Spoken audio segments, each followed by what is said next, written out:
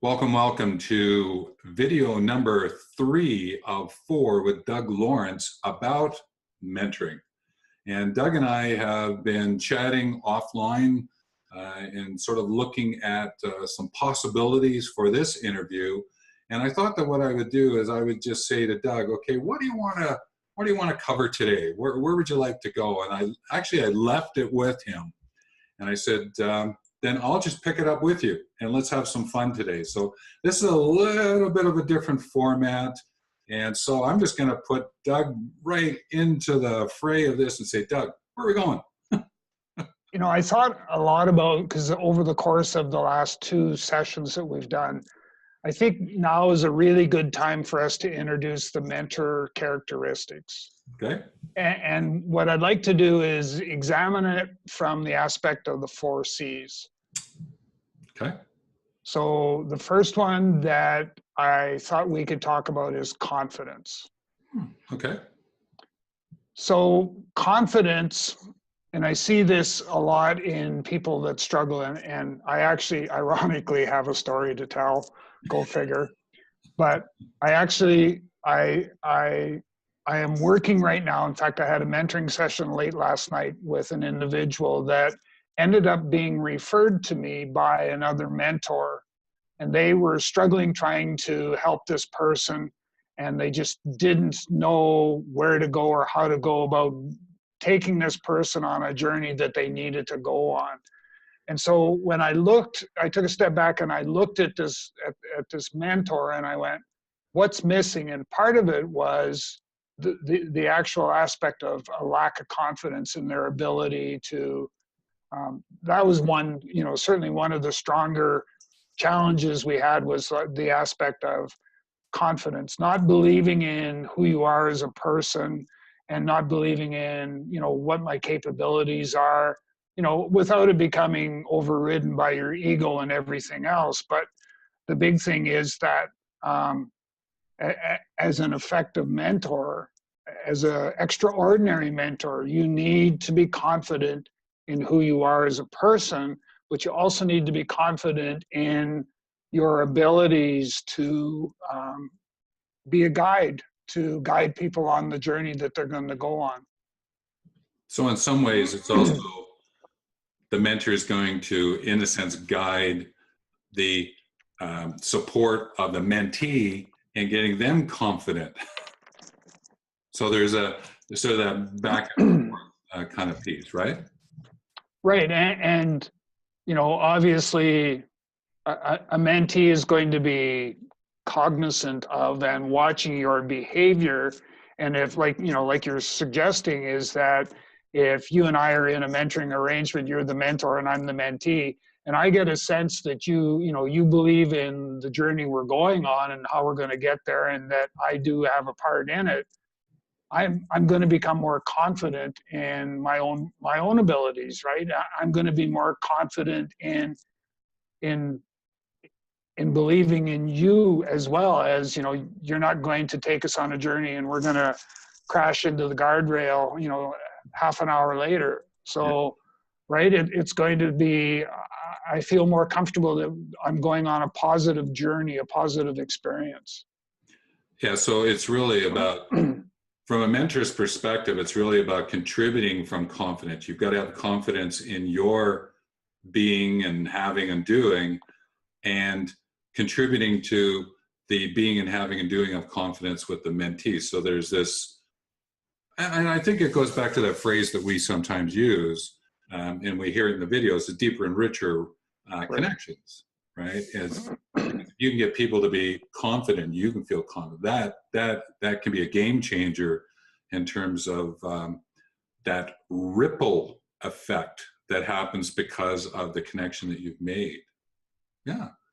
Do you have what's the second one? You said there's 4, so what's the second one? The next one, and this is almost a deal breaker, is confidentiality. Okay. And so for me, that becomes sacred, is the aspect of the confidentiality in the relationship. So I always start my conversations with the act of what we're about to talk about, stays in this room here with us. It does not leave this room. And I use that a lot when I call it culture assessment, for lack of a better choice of words, but it's primarily to assess the organization to determine whether or not it's mentor ready. And so a large part of that is interviewing a number of employees that are working within that organization and building a relationship based on confidentiality so that they feel confident. So here's the confidence word again, but they feel confident that by opening up and sharing their thoughts, their feelings of what's working and what's not working in the organization, that it's not going to go, it's not going to become, oh, John said this or Bob said that or Sally said this. It's the fact that they can feel comfortable, they can feel safe, that I'm going to respect the confidentiality of the relationship that we have. A good example of that is taking notes. We always talk about, maybe you should take notes and maybe you shouldn't. I think you need to, when it comes to taking notes while the mentor session is going on, I think that depends on the two individuals and whereabouts you are in the relationship. But I've actually had people, when I was doing a review of the organizational culture and that, I've actually had people, when I had my notebook and my pen sitting out there, they looked at it and they pointed at it and said, "Are you taking notes? Because if you are, this conversation is over." And we hadn't even started yet. So there was this whole aspect of confidentiality. So it is, to me, it's sacred, and it's part of, we talked about on day one, we talked about the trusted relationship. Well, confidentiality fits into that as a key part of that puzzle. And it's really important that you maintain that confidentiality. And, on top of it all, we have a code of ethics that we need to adhere to. That's all part of that. Yes. Well, confidence, confidentiality, there's a common beginning of the words. And I agree with you. I've had some mentoring conversations with people, and they've voiced, "Oh, that didn't go so well in my past. So are you going to be any different?" And the point was confidentiality, because I was doing some coaching mentoring for a leadership program, and they're going back into their business.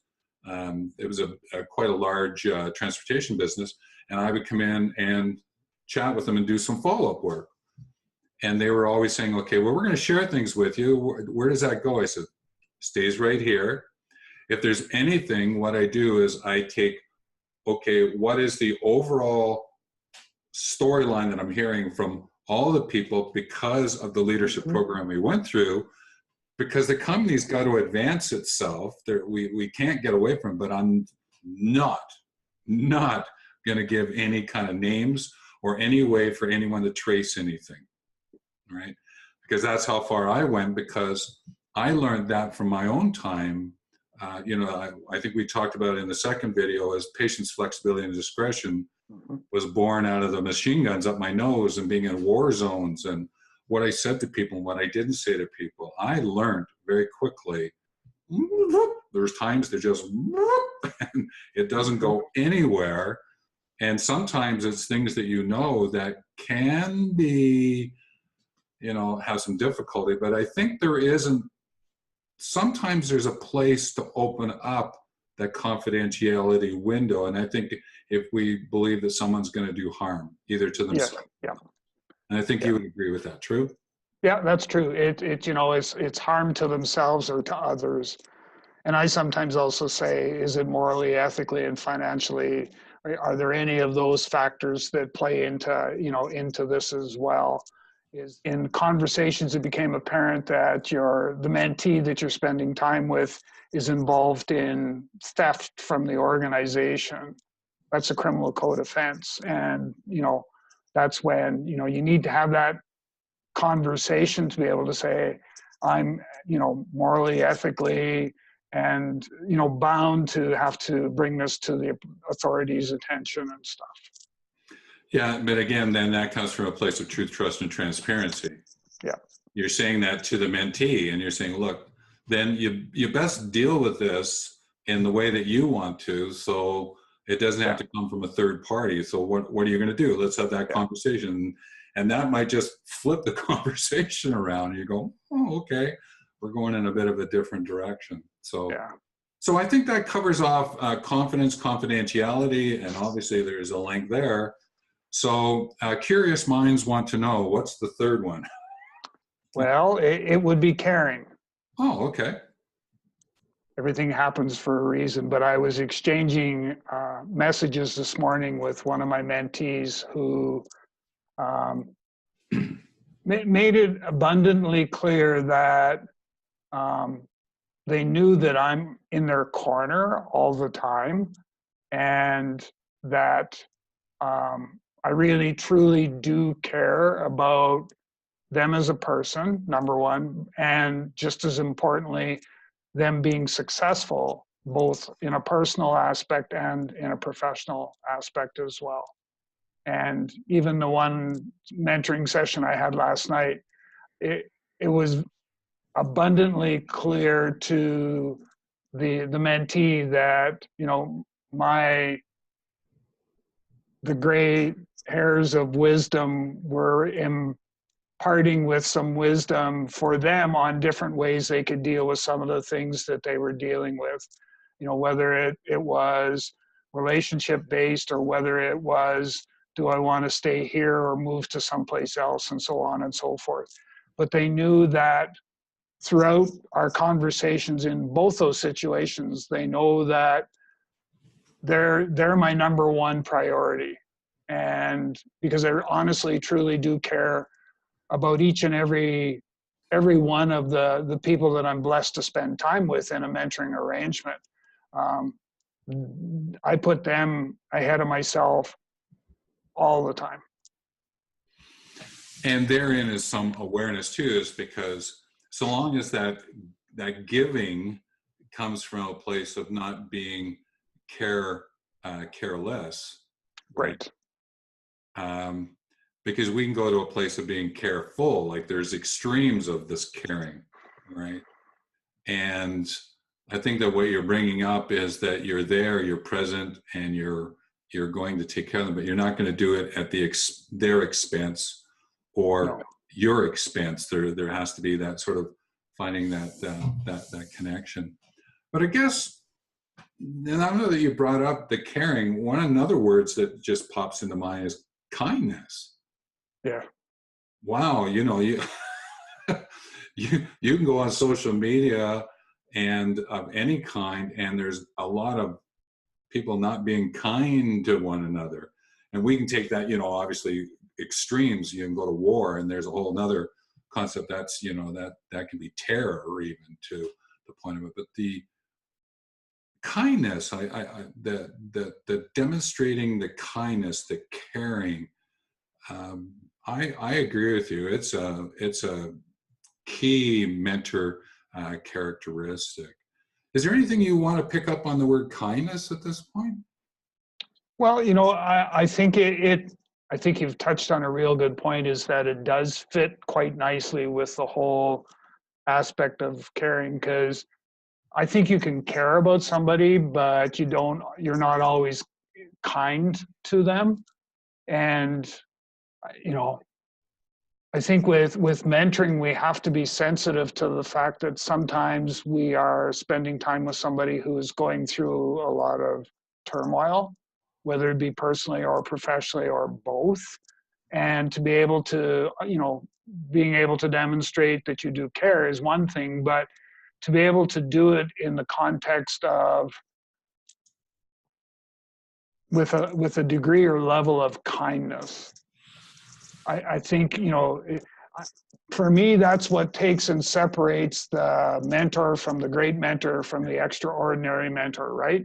Yeah. Is, some of these characteristics that we're talking about, you may have them at varying degrees, but when you're firing on all 8 cylinders, you're at that extraordinary mentoring level, and caring and kindness and all of these words, confidence and confidentiality, they just come to you automatically, because that's who you are. You live, breathe, eat, and sleep this whole mentoring process, this whole effective mentoring process.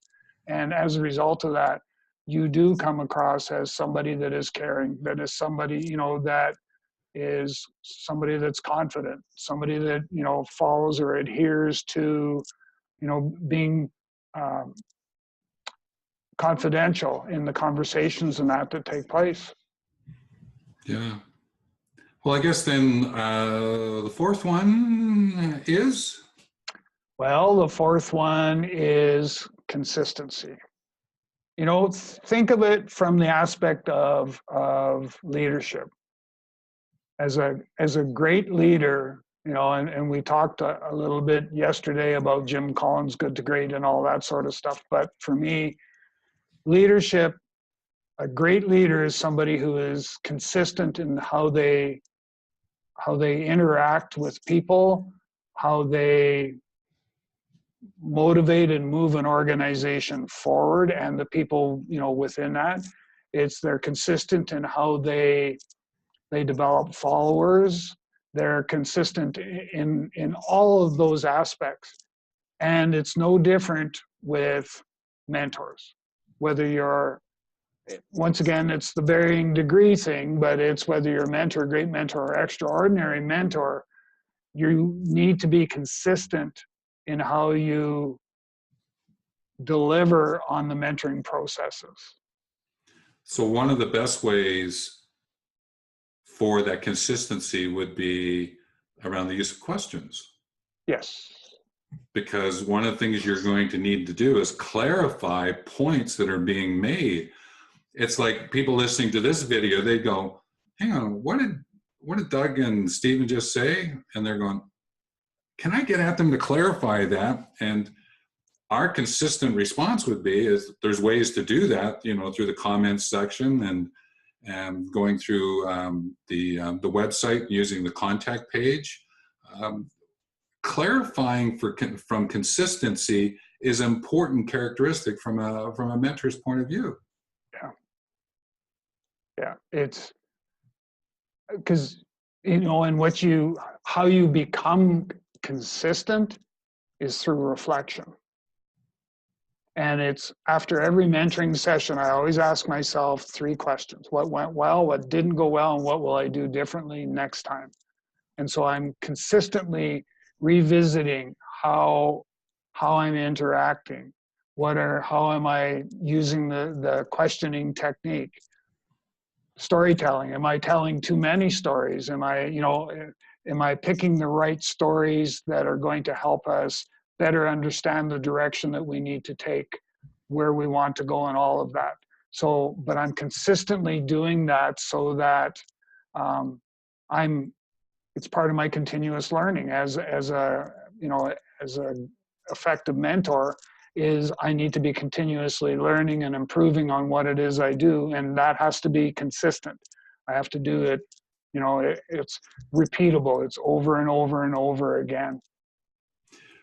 So then, really, this notion of the 4 C's that you brought up today, there are 4 C's. We could probably go for the 7 C's and float around the world. Yeah. And there's other words that would be built in, like things like rapport and presence. But today you just wanted to share these 4 C's because, as I said, in a sense I challenged you. Might as well throw another C in there.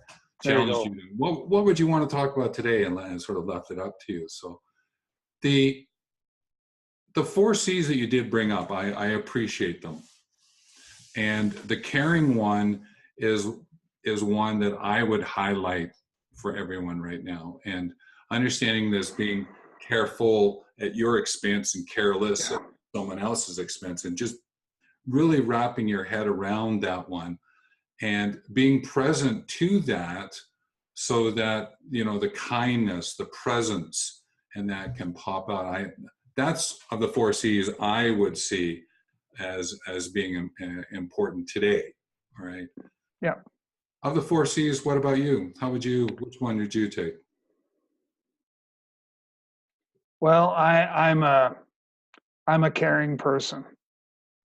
So I would have to take that. I think, some of the others that we've talked about, because you mentioned rapport and some of the others, I'm going to use one of your terms is, I think those words are nested inside of some of the words we've used today, of the 4 C's. So I think that,